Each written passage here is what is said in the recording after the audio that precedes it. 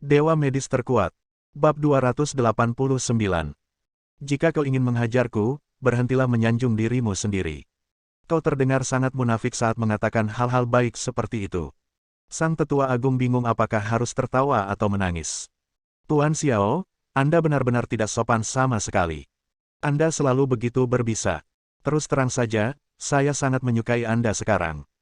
Anda melakukan apa yang Anda katakan, Anda berani mencintai dan membenci. Anda seorang diri menghancurkan orang Korea, dan Anda bahkan berani memprovokasi Amerika Serikat. Paling tidak, saya rasa saya tidak dapat melakukannya seumur hidup saya. Setelah mengatakan hal itu, dia menghela nafas dan berkata, sayang sekali. Aku punya pendirian sendiri. Aku harap Master Qinglong akan menunjukkan belas kasihan kepadamu dalam 6 hari. Xiao Chen menarik Liu Yunxuan dan berjalan menuju mobilnya. Hanya karena apa yang kau katakan, aku akan mengampuni nyawa Qinglong. Sang tetua agung agak tidak berdaya. Tidak seorang pun bisa menerima kata-kata Xiao Chen.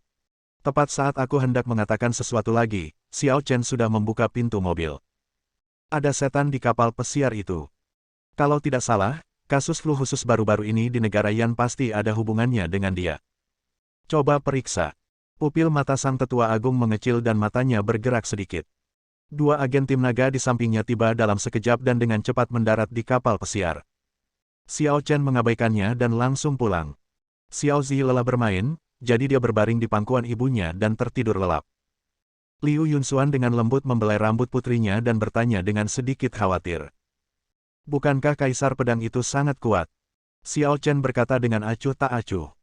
Orang yang mampu mengalahkan 30 kaisar bela diri memang bukan orang biasa. Paling tidak, kekuatannya harus melampaui ahli alam dewa biasa.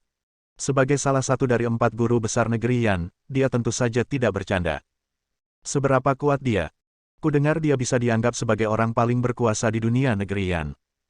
Lalu, bisakah kau mengalahkannya? Bibir Xiao Chen sedikit melengkung. Istriku, kamu seharusnya menanyakannya dengan cara yang berbeda. Pertanyaan macam apa? Apakah dia bisa bertahan sedetik pun di bawah tanganku? Berita bahwa Xiao Chen akan bertarung dengan Kaisar Pedang Qinglong dengan cepat menyebar diam-diam di negeri Yan. Untuk kekuatan yang benar-benar berpengaruh di negeri Yan, pemberhentian ini akan menentukan arah masa depan mereka. Lagi pula, sama seperti sebelumnya, selangkah demi selangkah. Atau, memulai babak baru. Ini adalah hal-hal yang mereka tidak yakin. Bagi orang-orang di Jiangdu, tentu saja mereka berharap Xiao Chen dapat menang. Mereka sekarang adalah orang-orang Xiao Chen. Jika Xiao Chen menang, tentu saja status mereka akan naik. Adapun orang-orang dari tempat lain, mereka tentu berharap Qinglong akan menang. Hanya jika Qinglong menang, mereka akan mampu mempertahankan status mereka saat ini. Namun itu bukan masalah bagi Xiao Chen. Dia tidak memiliki ambisi besar sekarang. Istrinya baru saja ditemukan dan keluarganya akhirnya bersatu kembali. Hal terpenting sekarang, tentu saja, adalah menjalani hidupnya dengan baik. Keesokan paginya, pagi-pagi sekali, Night Rose Zhang Xinyu datang dan berkata bahwa seseorang dari bawah ingin menemuinya. Xiao Chen tidak banyak memikirkannya dan memintanya untuk menelepon orang-orang. Ketika orang itu muncul, Xiao Chen menyadari bahwa itu adalah Dong Mingchen. Mengapa kamu datang menemuiku? Xiao Chen tidak dapat menahan perasaan sedikit bingung. Dong Mingchen membungkuk terlebih dahulu, lalu dia berbicara. Halo, Tuan Xiao. Maafkan saya karena mengganggu Anda begitu tiba-tiba. Tidak perlu berkata-kata sopan lagi. Kenapa kau tiba-tiba datang ke sini? Apa yang ingin kau lakukan padaku? Tuan Xiao, Nona Ling sudah pulih. Keluarga Ling ingin mentraktir Anda jamuan makan sebagai ungkapan terima kasih. Silakan pergi ke keluarga Ling untuk makan siang nanti. Sebuah pesta. Xiao Chen mengerutkan kening. Itu tidak perlu. Aku tidak tertarik dengan hal semacam ini. Tuan Xiao, jangan cepat-cepat menolak. Keluarga Ling benar-benar ingin mengundang Anda. Jika Anda tidak datang, mereka mungkin akan menunggu sampai malam. Liu Yunxuan keluar mengenakan piyama katun yang lucu dan berkata, karena mereka ingin mengucapkan terima kasih, pergi saja. Jangan ganggu kesenangan mereka. Xiao Chen meliriknya dengan tidak senang. Kau sengaja ingin mencari masalah denganku, kan? Kau tahu betul bahwa aku tidak suka situasi seperti itu. Tidak mungkin. Kamu menyelamatkan putri tertua keluarga Ling. Itu hal yang sangat baik. Mereka sangat berterima kasih. Jika kamu tidak pergi, mereka pasti akan merasa bersalah untuk waktu yang lama. Perkataan Liu Yunxuan membuat Xiao Chen merasa tidak berdaya. Dia tidak bermaksud meminta ucapan terima kasih, tetapi Liu Yunxuan selalu lebih bijaksana, lebih perhatian pada orang lain, dan baik hati. Dia tidak ingin menghancurkan kebaikan di hati istrinya, jadi dia terpaksa mengangguk. Saya sudah menyiapkan sarapan. Untuk makan siang, Anda bisa meminta Zhang Xinyu untuk menyiapkannya. Saya akan memeriksanya dan akan segera kembali. Pagi harinya, Xiao Chen meninggalkan tempat tinggal sementaranya dan datang ke keluarga Ling. Rumah keluarga Ling tidak sebesar rumah keluarga Liu. Meskipun keluarga Ling relatif lebih kaya, populasinya lebih kecil dari keluarga Liu. Ketika dia tiba di rumah keluarga Ling, semua orang di keluarga Ling, termasuk pengasuh keluarga Ling, sedang menunggu di halaman. Melihat kedatangannya, semua orang segera melangkah maju dan membungkuk sedikit kepada Xiao Chen. Tuan Xiao, Anda di sini. Xiao Chen mengangguk. Keanggunan yang terungkap dalam setiap gerakannya membuat Pak Tua Ling tidak bisa tidak mengaguminya dalam hati. Beginilah sikap yang seharusnya dimiliki seorang pahlawan generasinya. Sepanjang hidupnya, dia telah bepergian ke seluruh negeri, tetapi dia belum pernah bertemu dengan bakat muda yang luar biasa seperti Xiao Chen. Sebagai perbandingan, para tuan muda Shanghai itu dikalahkan dalam hitungan detik tanpa meninggalkan jejak apapun. Betapa hebatnya jika Xiao Chen bisa menjadi menantunya. Sayangnya, kudengar Xiao Chen sudah punya istri. Begitu Xiao Chen memasuki istana, dia langsung diundang ke villa oleh keluarga Ling. Setelah berbincang-bincang sebentar, Ibu Ling segera berteriak kepada para pelayan di sampingnya. Cepat dan undang nona muda turun. Ya, pembantu keluarga Ling segera berlari ke atas.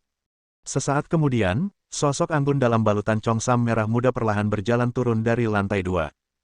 Siapa lagi kalau bukan putri tertua keluarga Ling, Ling Ziqin.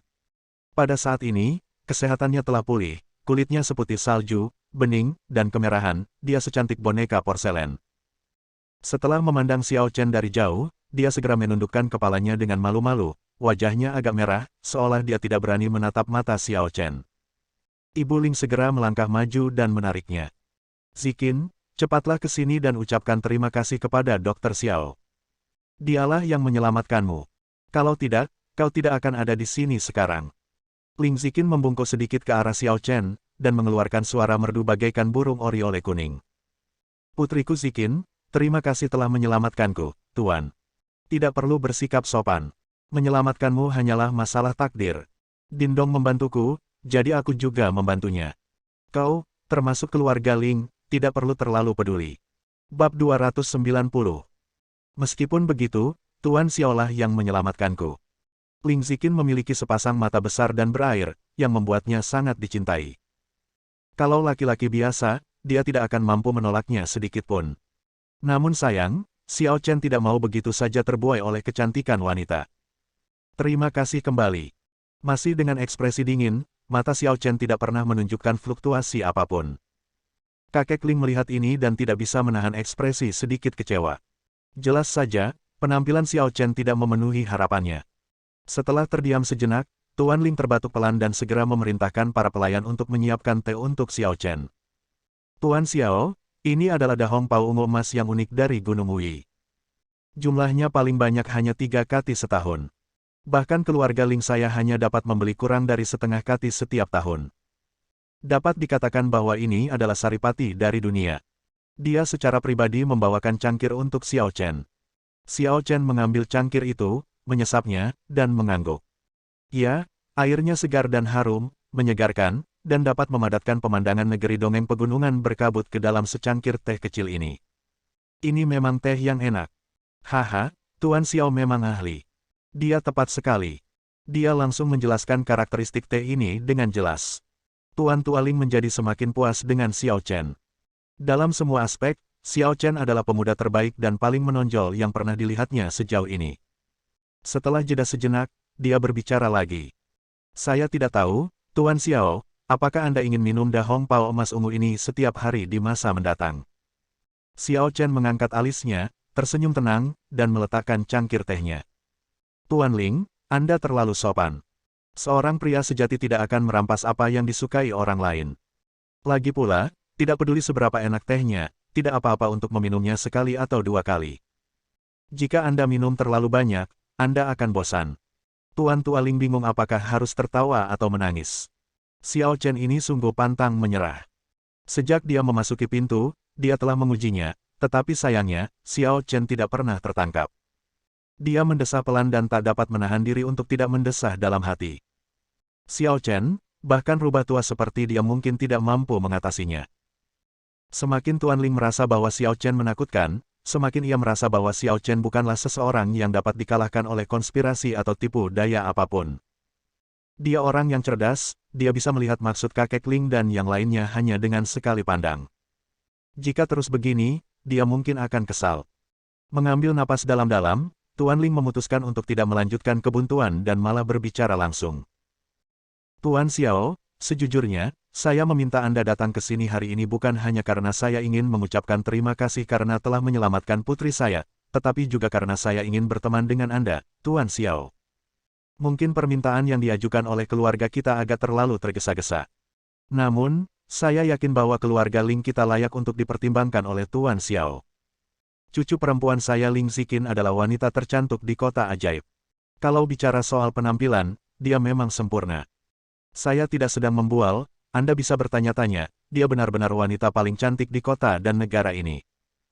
Tidak ada wanita cantik lain seperti dia.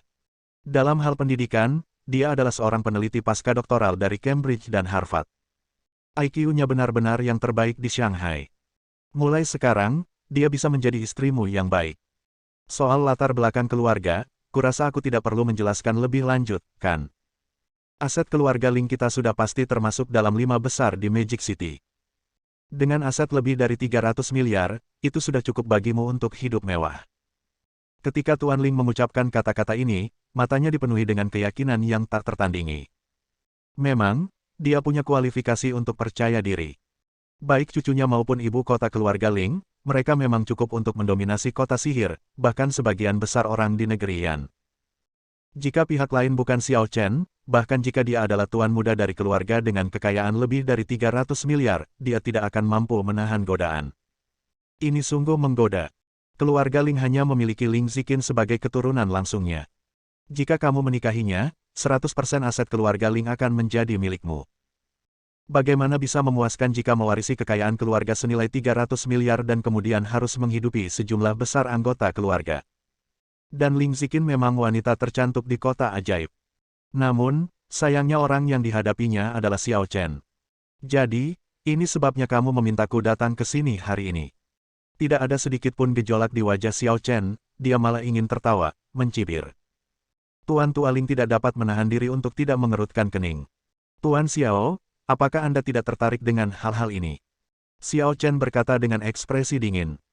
Aku pikir kalian, keluarga Ling, seharusnya tahu bahwa aku sudah punya istri, kan? Tuan Ling mengangguk. Tentu saja kami tahu ini. Namun, selama Tuan Xiao bersedia bercerai dan menikahi cucu perempuan saya, keluarga Ling kami pasti tidak akan memperlakukannya dengan tidak adil. Kami akan memberinya sejumlah uang untuk melunasi hutangnya, yang pasti cukup baginya untuk tidak perlu khawatir tentang makanan dan pakaian selama sisa hidupnya. Berbicara tentang ini, Xiao Chen mendesah pelan, mencibir, dan tidak lagi berminat untuk tinggal lebih lama lagi.